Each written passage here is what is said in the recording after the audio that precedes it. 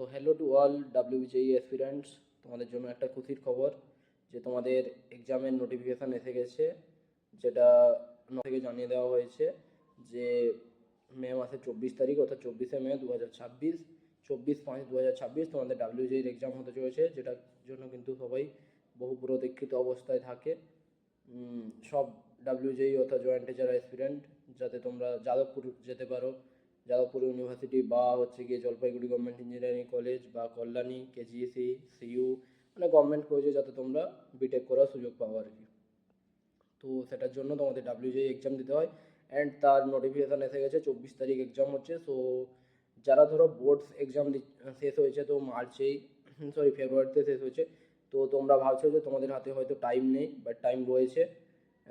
এপ্রিলে হওয়ার কথা ছিল, তো এপ্রিলের শেষ সপ্তাহে যে রবিবারটায় সেটাই হতো, কিন্তু তোমাদের 1 মাস তোমরা আরও এক্সট্রা টাইম পাচ্ছ। সো এটা চলছে ধরো মার্চ, তো মার্চ, এপ্রিল, মে, তোমরা প্রায় 2.5 মাস মতো টাইম পাচ্ছ। তো এই টাইমটাকে ভালো করে ইউটিলাইজ করো, যাতে তোমরা এক্সামে কিন্তু ভালো করে একটা ভালো র্যাঙ্ক আনতে পারো। ওকে, অ্যান্ড তোমরা জেইউ বা জেজিএসি, কেজিএসিতে তোমরা যাতে আসতে পারো। ওকে, সো তোমাদের ফর্ম ফিল আপ শুরু হচ্ছে 10 মার্চ থেকে, চলবে তোমাদের 5ই এপ্রিল অবধি। আই থিঙ্ক ওই 1 মাসের মতো তোমরা ফর্ম ফিল আপে টাইম পাচ্ছ।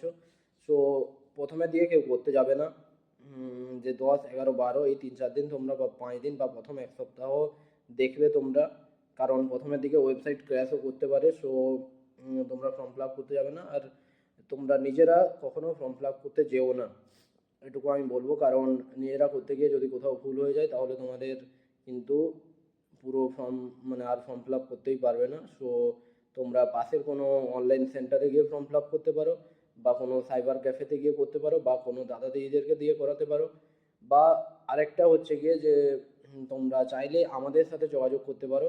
আমাদের ডেসক্রিপশানে আমি আমাদের যে কন্ট্যাক্ট কীভাবে করবে আমাদের সাথে সেটা দিয়ে দেবো। আমরা তোমাদের জন্য চাইলে ফর্ম ফিল আপ তোমরা আমাদের সাহায্য নিয়ে করতে পারো, আমরা ফর্ম ফিল আপ করে দেবো।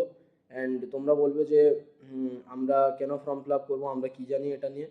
সো আমরা বা আমি যদি আমার নিজের দিই, তোমাদের এই চ্যানেলে তোমরা সব কটা দাদা দিদি যারা রয়েছে, তারা সবাই ডাব্লিউজেই এক্সামে ক্র্যাক করে, মানে ডাব্লিউজেইতে একটা ভালো র্যাঙ্ক করে ভালো কলেজে পড়াশোনা করছে। আমি যদি নিজের কথা বলি, তাহলে আমি তোমাদের রাজেশ দা, আমি বর্তমান জলপাইগুড়ি গভর্নমেন্ট ইঞ্জিনিয়ারিং কলেজে রয়েছি। অ্যান্ড অলসো তোমাদের যে শুভদীপ দা, সেও জলপাইগুড়ি গভর্নমেন্ট ইঞ্জিনিয়ারিং কলেজে রয়েছে। তোমাদের যে অমরনাথ দা, যে ফিজিক্স পড়ায়, সে রয়েছে কল্যাণী গভর্নমেন্ট ইঞ্জিনিয়ারিং কলেজে। সো ওটা নিয়ে ভাবার কোনো দরকার নেই, চাইলে তোমরা করতে পারো, না চাইলে না, ওটা নিয়ে আমি কোনো তোমাদের ওপর জোর করবো না। অ্যান্ড আমি বলবো যে প্রথম 3-4 দিন তোমরা ওয়েট করবে, দেন তারপর তোমরা ফর্ম ফিল আপ করবে। অ্যান্ড বড়োদের সাহায্য নিয়েই তোমরা অবশ্যই ফর্ম ফিল আপ করবে।